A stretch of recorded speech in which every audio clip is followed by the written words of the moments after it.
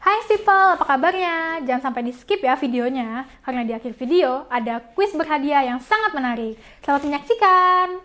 Saya Ifik Arifin, Selamat siang, saya Jisman Simanjuntak. kita berada di Techniques by Inixindo.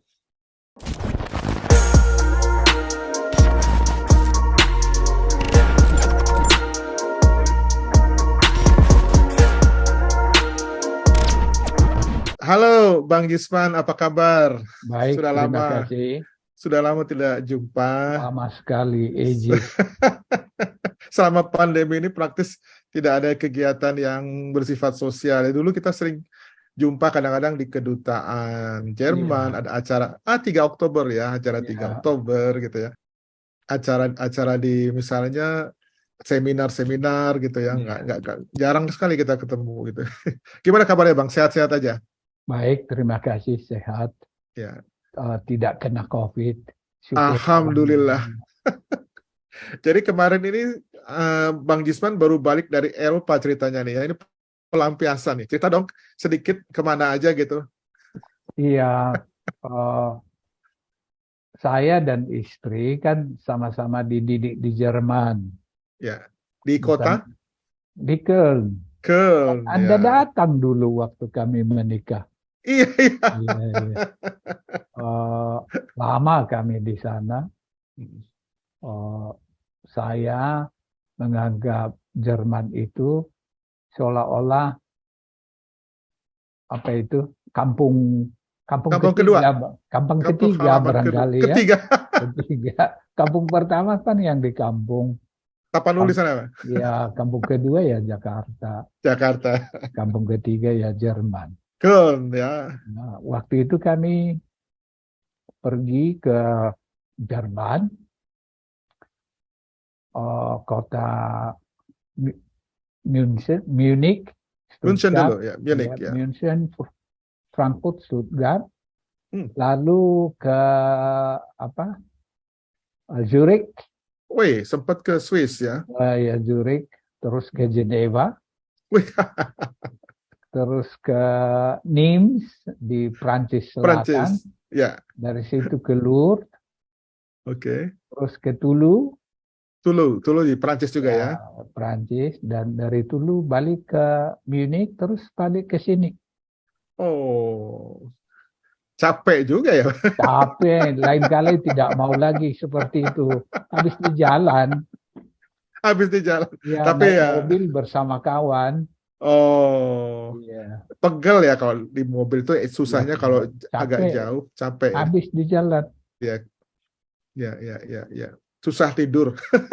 Iya, Oke, dan Bang. waktu itu Hmm. panas sekali ya.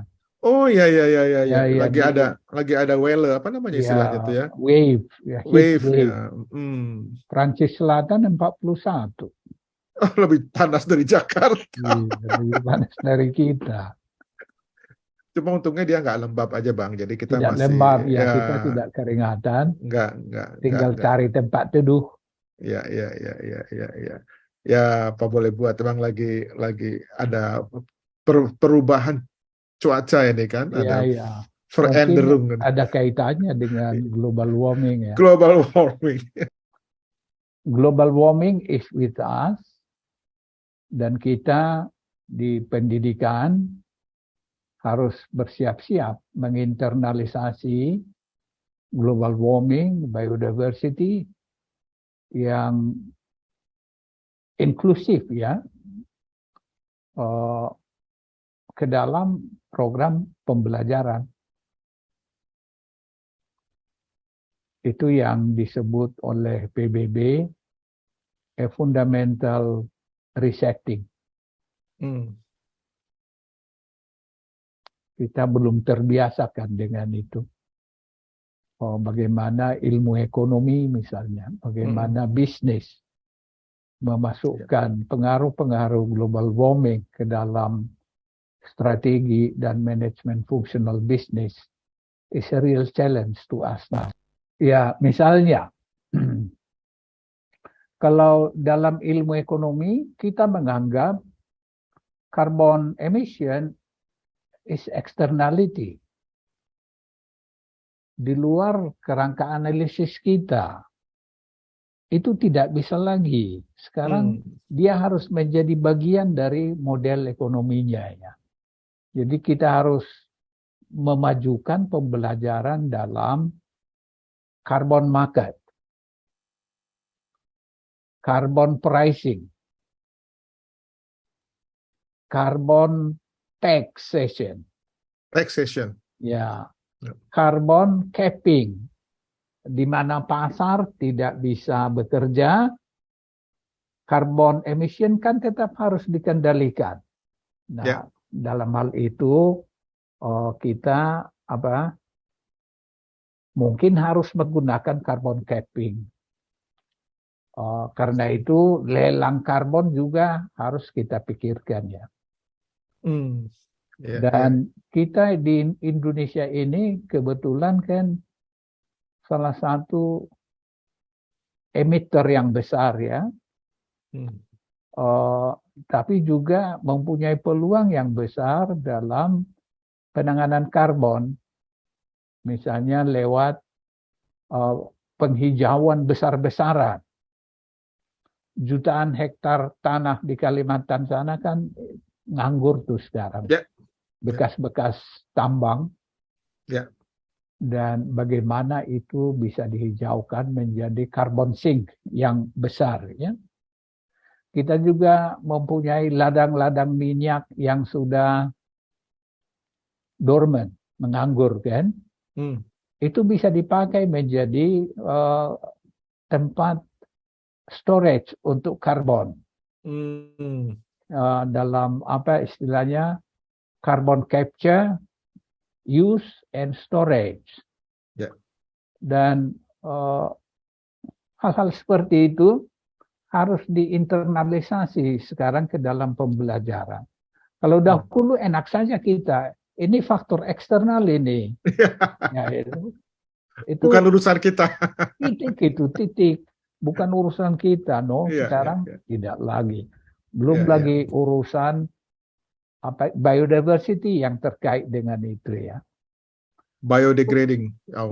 Kita tidak pernah berbicara dalam teori ekonomi ya mengenai loss of species. Begitu juga rusaknya hutan bakau. Hanya ekolog yang dulu bicara tentang itu. Ecologist ya. Tapi sekarang we have to integrate all those things into our economic learning. Business learning juga. Business learning. Jadi the way of thinking-nya harus menyertakan environment. Makanya istilahnya fundamental resetting. Fundamental resetting. Ya, itu istilahnya International Panel on Social Progress dari PBB. Dari PBB, ya. Menarik. Jadi memang selama ini juga kita kurang perhatian kita, terutama dalam packaging segala macam. Bagaimana kita memperlakukan sampah management segala macam gitu ya. Karena memang kita tidak dididik dengan baik menurut saya, Prof. Kalau begitu. Karena kalau kita mempunyai kesadaran bahwa hal-hal seperti itu tidak baik, tentunya kita akan bertindak berbeda lah gitu ya. Selama ini kan kita mengasumsi alam itu punya daya pikul yang tidak terbatas. Padahal fisika sederhana sebenarnya menjelaskan kepada kita nature is limited. Nature is limited. Carrying capacity-nya terbatas. Ya. Dan untuk itu semua bagian dari value chain harus kita buat sedapat-dapatnya hemat penggunaan bahan alam ya. Termasuk ruang. Hemat penggunaan ruang, hemat penggunaan elemen, oksigen, karbon, nitrogen, dan seterusnya kan. Selama ini kita manusia mengonsumsi sebanyak-banyaknya, dan teori ekonomi sampai sekarang mainstreamnya masih seperti itu. Belum berubah.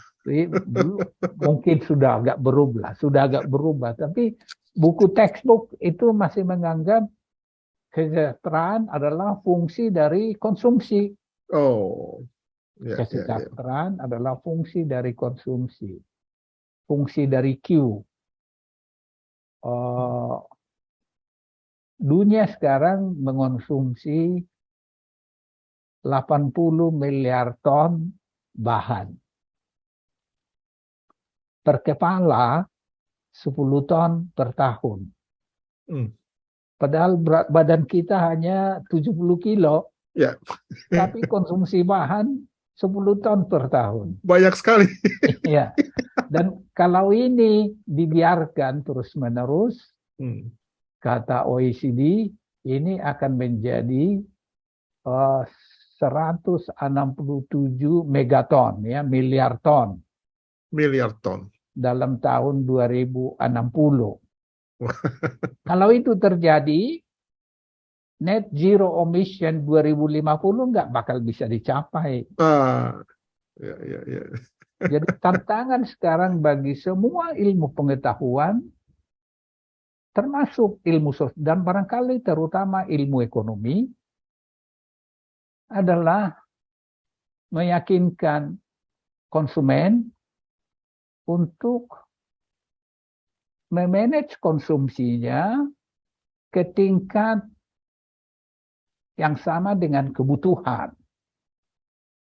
Bukan yang sama dengan keinginan, tetapi sama dengan kebutuhan. Ya. Yeah. Saya cenderung menyebut itu konsumsi yang homeostatic. Homeostatic consumption. Kita consume only as much as to make our life comfortable, dalam hubungan dengan lingkungan hidup kita. Jadi tidak berlebih, tapi juga tidak kurang.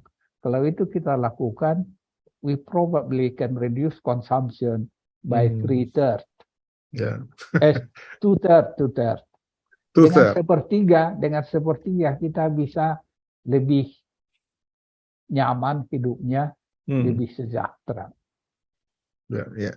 Nah, itu pembelajarannya gimana, Prof? Kalau itu harus dimulai dari mana gitu ya? Artinya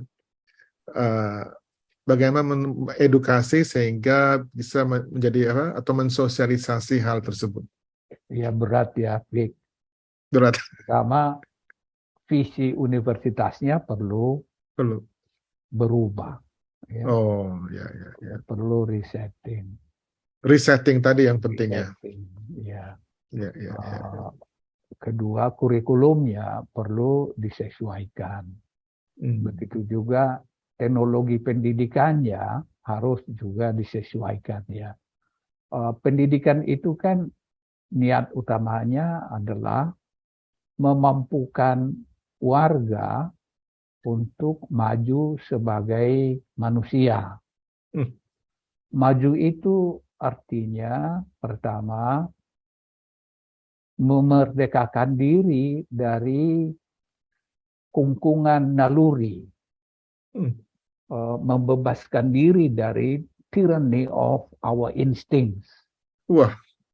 Animal instinct. Animal instinct. Ya. Lalu hidup dengan mengandalkan intelek,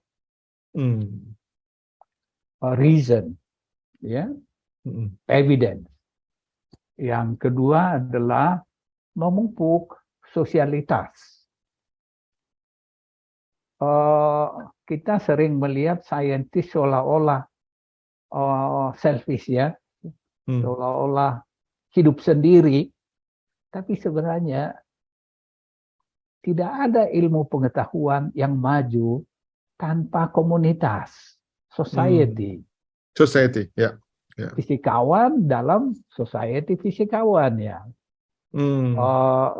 Seperti Max Planck Gesellschaft. Max Planck, ya, ya, Max ya, Planck Gesellschaft. ya. Semua itu fisikawan-fisikawan besarnya di situ di Gesellschaftnya. Hmm, Uh, ini kita bawa ke arena yang lebih luas. Pendidikan itu harus memampukan terdidik untuk membangun sosialitas. sosialita. Ya, pinnacle of evolution adalah sosialitas, sociality, Hmm. bukan keunggulan kompetitif individu. Oh, begitu. Ya. Ya, sebenarnya kan perusahaan itu juga adalah sosialitas yang dipaksa, forced sociality. Hmm. Di Kenapa situ, dipaksa, Bang? ya, Kenapa perilaku dipaksa? kita di perusahaan kan dibatasi tuh. Oh iya, ada rambu-rambunya. Ya, perusahaan itu sebenarnya adalah apa namanya? Caging, Hmm. sangkar, Sangkar. sangkar. Di situ nilai-nilai yang dibiarkan berkembang tidak sembarang, tetapi nilai-nilai yang mengarah pada sosialitas. Sosialita, oke. Itu tujuan kedua dari education, dan untuk itu education harus memupuk nilai-nilai dasar, fundamental values yang kalau kita di Indonesia kita punya Pancasila kan, Ya. fundamental values di situ, dan fundamental values ini berlaku untuk semua manusia. Pancasila itu kan sebenarnya bisa menjadi Pancasila seluruh dunia ya. Kalau sila pertama juga kita artikan sebagai spiritualitas, rather than just kan ketuhanan ya. Iya. Paham.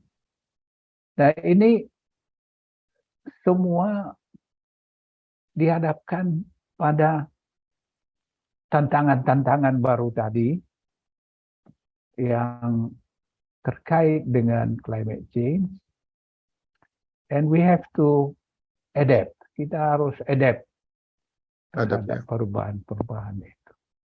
Ya. Satu lagi sebenarnya yang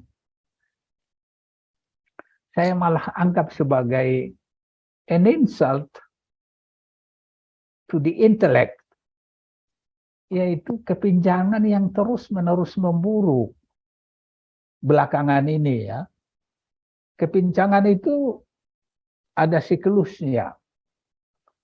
Dan belakangan ini kita berada di siklus di mana ia memburuk terus. Di semua negara dia memburuk. Pertanyaannya apa sebab dasarnya? Basic mechanism behind the worsening inequality ya. Saya ada calon, bukan saya ini dari bacaan juga, ada satu calon penjelasan yaitu kemajuan teknologi. Ya. Kemajuan teknologi itu adopsinya selalu pincang. Kurva adopsi teknologi itu pincang selalu, tidak normal dia. Ada sekelompok kecil rakyat yang jadi inovator. Ya, cepat sekali dia. Ya, mengadopsi. apapun teknologinya langsung dia pakai. Dia pakai, ya. Ya, apa kegunaannya nanti dulu dapat Early dulu, ini ya. early adopter ya. atau innovators mereka sebut itu. Ya. Lalu bagian besar adalah pengikut follower. Dan bagian kecil lagi laggards ya. Lagger yang terakhir ya. Yang mau diapakan juga. Mau nggak mau harus ikut ya. Itu belakangan sekali. Kalau begitu, kalau ini berlaku untuk konsumen, berlaku untuk produsen, Ivi kan lihat pengaruhnya terhadap kepincangannya. Ya. Ini sekarang harus kita hadapi semua dalam pendidikan, mulai dari pendidikan dasar hingga pendidikan tinggi. Dan yang saya pahami sedikit-sedikit hanya pendidikan tinggi. Ya, ya. Karena berkecimpung di situ, Bang. Karena itu saya hanya di situ. Ya, ya, ya. Dan ingat, Ya. apa yang kita cakup di dalam pendidikan formal hanya sebagian kecil dari set of values, Ya. set of knowledge, set Ya. of skills yang harus dikuasai oleh warga Ya. untuk maju dalam artian yang tadi. Ya. Oke. Nah, Bang, jadi dari kita bicara adopsi teknologi tadi, kalau dilihat dari perkembangannya selama pandemi ini, apakah kita sudah cukup baik dalam mengadopsi teknologi ini untuk pembelajaran kita sehari-hari gitu? Saya dari segi adopsi teknologi digital, kelihatannya tidak ada masalah besar.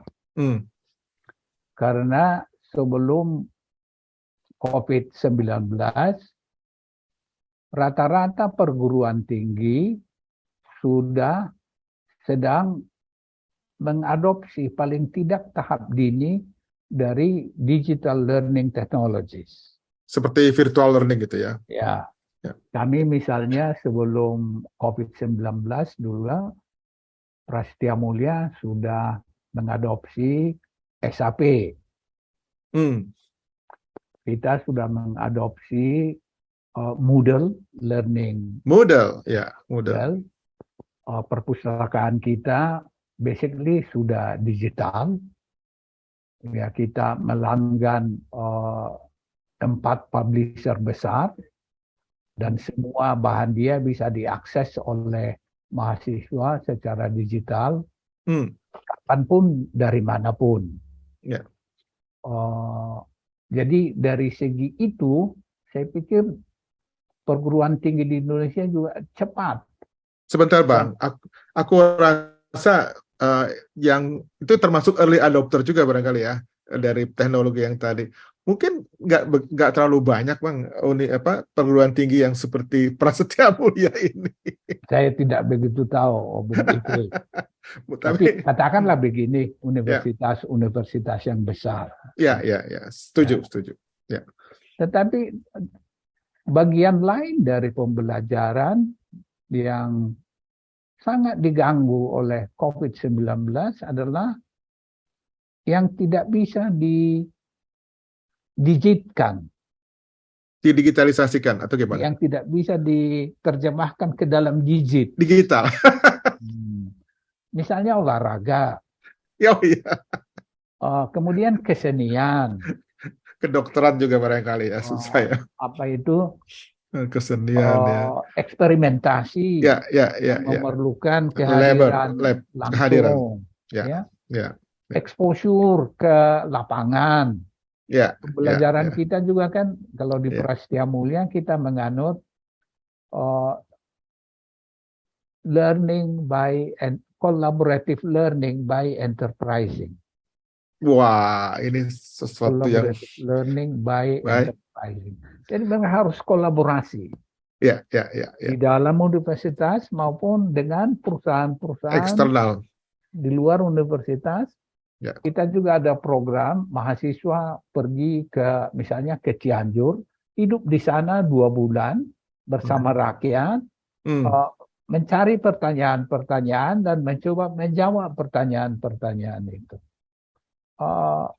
Juga musik dan tari-tarian ini semua hilang selama COVID-19. Betul. Jadi the learning loss selama COVID itu luar biasa besar. Ya. Dan ini terutama saya punya cucu 2. Ya. Yang masih usia 1 prasekolah, 1 sekolah SD. Ya. And mereka itu kehilangan total. Oh, betul. Kan kalau prasekolah pendidikannya adalah hidup bersama orang lain kan, Ya, bermain-main bersama orang lain. ya, Ini ya, hilang total. ya, Jadi ya. I'm worried. Hmm, Mungkin sekitar 20 tahun lalu ini akan terlihat dampaknya. hmm, Uh, betul.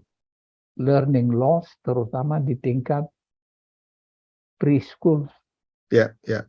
dan Karena saya setuju banget. Saya juga punya cucu Bang, sama iya, di preschool juga. Jadi kalau di preschool itu kita melihat kan mereka mudah sekali untuk bertengkar, iya, iya. berantem.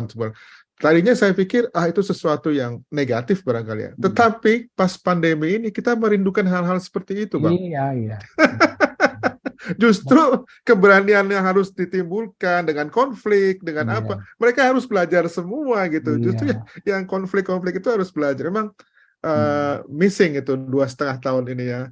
Lumayan Itu sih. yang saya sebut tadi, sociality, Sociality ya, ya, sociality, sosialitas itu dibangun dari situ. ya, ya, ya. Oh, so it's a huge learning loss. Bahkan juga di tingkat universitas, huge learning loss. Moga-moga ini lulusan perguruan tinggi tahun ini, tahun depan akan bisa mengejar Ya, ya, apa ya, yang hilang selama ya, hampir 3 tahun masa COVID ya. ya, ya, ya. Ya, itu dia. Kita belum tahu dampaknya seperti apa nanti. Tapi memang itu harus dikejar, dikejar. Jadi kekurangan-kekurangan ini apa Ya, interaksi, terutama interaksi ya, interaksi ya yang sifatnya real. Ya, interaksi. ya, ya, ya, ya. Tapi di lain itu juga ada advantages-nya yang dulu mungkin namanya belajar virtual itu apa dihindari ya. Iya, Kalau dulu disuruh belajar virtual itu ngantuk katanya kan iya, sambil iya. tidur-tiduran. Nah sekarang mau nggak mau mereka harus Nggak ada pilihan. belajar. Nggak ada pilihan, nggak ada pilihan. Dan sekarang menurut saya Bang, keberhasilan orang itu sekarang banyak tergantung atas kemampuan dia belajar mandiri, Bang. Iya, iya. Itu karena sendirian, dia mau kontak siapa? Gurunya susah, teman-temannya susah gitu ya. Iya. Nah, kemandirian ini juga sebetulnya ada ilmunya gitu. Belajar mandiri itu ada ilmunya gitu. Nah, itu Iya. gimana Bang Gisman untuk menangani hal tersebut? Ya, untuk sebagian itu dipupuk di rumah ya. Ya. Itu yang disebut vertical transmission. Vertical transmission. Vertical transmission. Hmm. Jadi anak belajar dari orang tua dan dari saudara-saudara. Dan itu terutama menyangkut namanya keahlian lunak. Ya. Soft skills ya. Soft skill. Satu critical thinking. Ya. Sebenarnya pendidikan tinggi kan esensinya adalah critical thinking. Kita mencari solusi yang lebih baik dari solusi yang sudah ada. Ya. Dan itu tidak mungkin menemukan sesuatu kalau kita tidak kritikal dalam pemikiran kita. Sebab solusi untuk mendapat satu solusi yang baik mungkin kita harus membayangkan barangkali 100 ide untuk dapat satu yang baik ya. Yang terbaik. Jadi critical thinking. Dua, love of knowledge. Love of knowledge. Love of knowledge. Ya, positive perception of science. Kita di Indonesia sangat kekurangan nih, Bung Evi. Positive perception of science. Positive perception of science. Ya. Forces yang anti science masih banyak di negeri kita.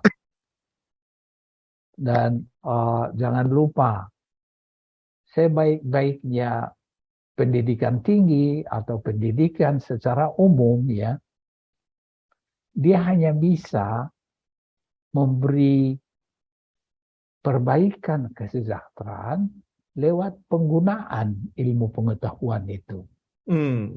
Nah, ilmu pengetahuan itu hanya bisa digunakan kalau lingkungan yang memerlukan juga mempunyai positive perception of science. Jadi pendidikan publik juga harus ikut terangkat. Hmm. Otherwise, sainsnya kan tidak bisa dipakai. Tidak dihargai, tidak Tidak recognized bisa as well. Ya. dipakai. Ya, jadi positive perception of science, dan di situ saya pikir peran rumah sangat penting. Hmm. Juga kemandirian tadi, peran rumah sangat penting. Kemudian juga keteguhan. Resiliency, barangkali. Resilience. Keteguhan, perseverance. Ya, itu dari rumah. Saya pikir lebih banyak datang dari rumah daripada dari lembaga pendidikan formal. Dan mungkin yang terjaring lewat seleksi-seleksi pendidikan formal adalah orang-orang yang soft skill-nya sudah cukup baik. Jadi ada self-selection. Dan orang tua berperan banyak di situ. Dan itu juga dugaan saya terganggu karena COVID-19 kan. Di rumah kan kita serba takut ya. Kalau dekat-dekat. Serba takut. Iya. Udah takut, hati-hati, tapi masih kena juga, itu banyak yang begitu. Iya, banyak. Apalagi yang Omicron sekarang kan. Gampang sekali menyebar ya, ya Bang. Oke. Tapi saya ada tambahan satu ini, Bung. Ya, silakan. Efek ya. Ya. We assume bahwa hidup kita ini adalah realitas, ya. Ya. Dan fundamental elements of reality adalah informasi. Dan pendidikan itu dirancang untuk memampukan warga mengasah informedness. Informedness. Apa itu, Bang? Informedness. Informedness ya kemampuan mengolah data sedemikian sehingga ia menemukan insight. Dan insight itu diolah sehingga berfaedah bagi kehidupan. Dan bukan hanya bagi manusia, tetapi juga bagi kehidupan. Ya. Secara umum ya. Kalau seorang warga itu penuh dengan penuh dengan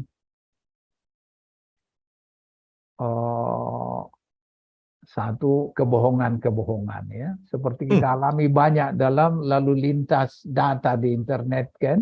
Ya.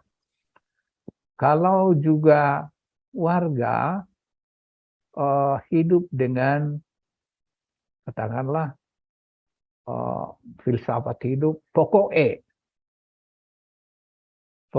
ya. Ya, itu tadi yang instinktif. Iya. Pokok E. Itu tidak inform. Ya. Itu rakyat yang tidak inform. Dan perguruan tinggi juga terpanggil untuk mengangkat informedness dari rakyat. Ini bukan hanya literasi ini. Bukan hanya soal skill. Tetapi informedness. Ya. Kesediaan menerima sesuatu sesuai evidence. Sesuai apa, Bang? Sekali lagi, Bang. Evidence, bukti. Evidence. Oh iya iya. Sesuai bukti. Dan kita sering menghadapi masalah karena mencoba memecahkan sesuatu tanpa melihat bukti dulu.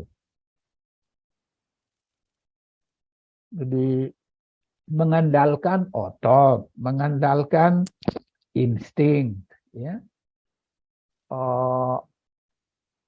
Saya berharap bahwa negeri kita ini bisa menjadi rumah bagi warga yang inform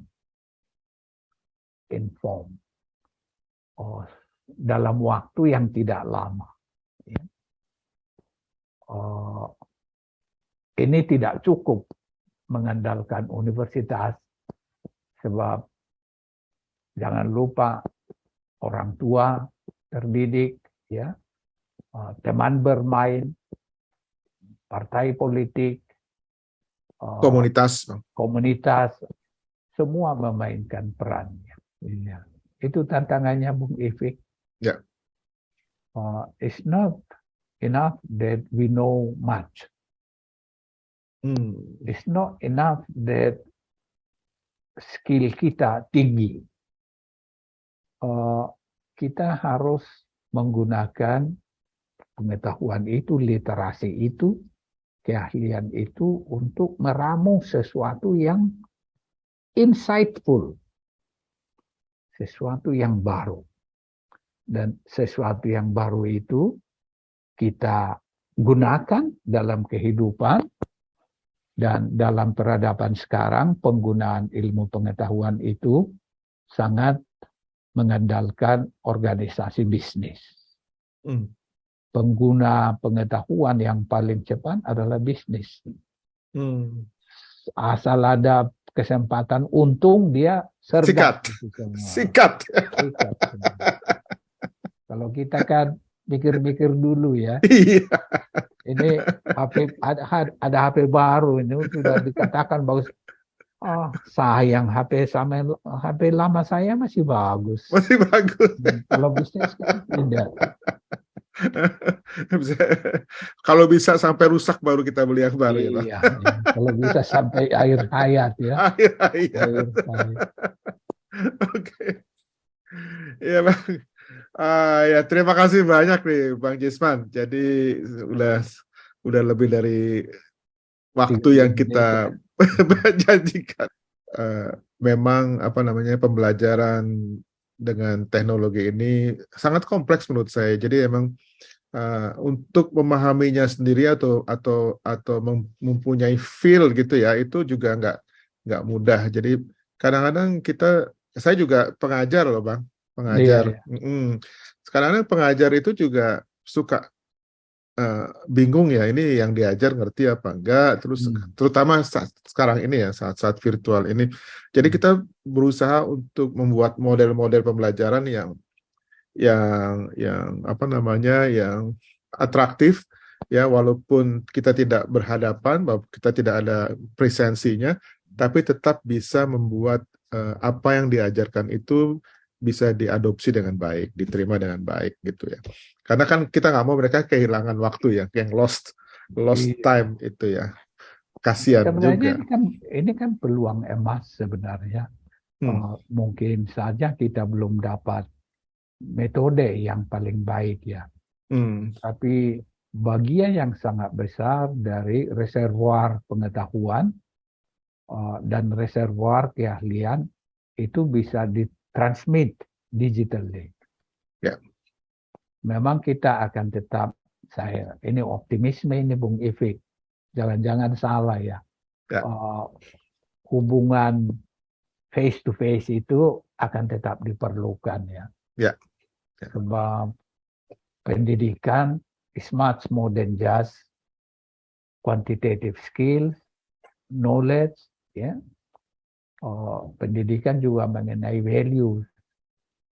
Dan values itu tidak mungkin ditransmit hanya lewat kata-kata atau hanya lewat foto-foto atau video, ya. interaksi akan tetap diperlukan ya. Ya, ya, ya. Learning by doing, learning by mistake juga sebetulnya ya itu harus dijalankan gitu. Jadi diaplikasikan dengan baik sehingga mereka betul-betul bisa memanfaatkan ilmu yang mereka dapatkan gitu ya. Jadi nggak bisa based on teori ya, nggak bisa. Hanya teori yang dikuasai nggak bisa juga, harus dipraktekkan. Iya, praktek. Exposure. Ya, ya. Oke Bang, ada selamat nih Bung Ifik atas prakarsa blog Anda ini. We need many more of this kind. Ya. Karena Anda kan sama-sama berenang nih dengan blog-blog yang anti science juga kan? Ya.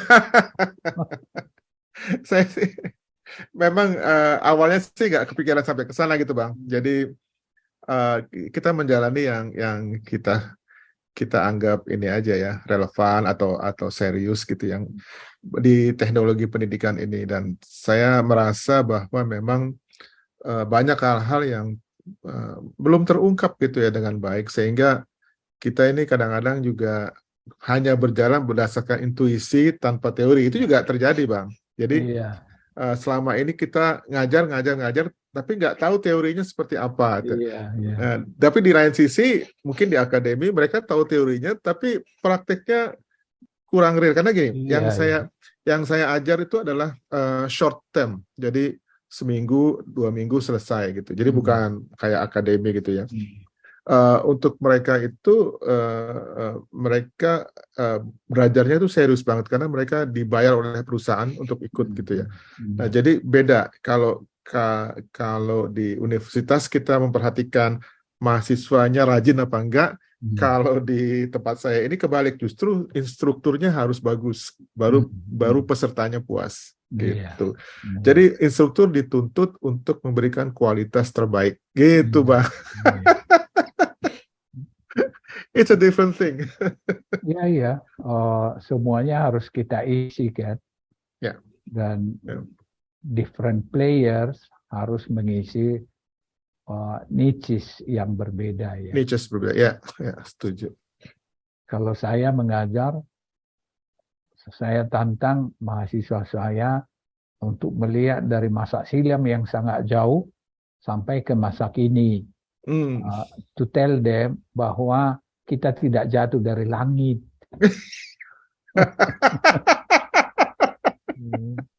Ada sejarahnya ya Pak ya? Iya. Kehidupan ini sudah ada mungkin 4 miliar tahun ya. Kita membayangkan 4 miliar aja nggak bisa ya. Nggak bisa. Kadang mahasiswa kan, ngapain pusing-pusing teori. Yang penting pemecahan masalah. Tapi seperti Anda bilang tadi kan, tidak ada pemecahan masalah, tapi bukan yang terbaik. Pemecahan masalah yang terbaik kita cari dengan metode ilmu pengetahuan. Ya. Harus ada reasoningnya gitu ya, harus ada basis yang explanation, yang explanatory. Oke, Bang Gisman, terima kasih. Bung Ivi, saya juga terima kasih. Tempat bertemu lagi dengan Anda. Kapan-kapan kita ini ya, temu muka gitu ya dengan teman-teman Jerman. Anda ngopi enggak? Anda ngopi enggak? Sangat, saya pecandu kopi. Iya, nanti kita cari tempat ngopi yang enak. Di Jerman aja saya nyari Cibo, nyari Eduso, kayak gitu. Oh iya. Saya nggak mau cari Starbucks. Iya, di sana banyak sih ya. Cibo atau Eduso ya. Eduso, enak-enak itu Bang. Kalau saya asal espresso udah senang saya. Espresso, tapi itu pahitnya bukan main itu. Iya kan, cuma 2 kali sehari, Bung Ivi, maksimum. Salam kompeten. Ya.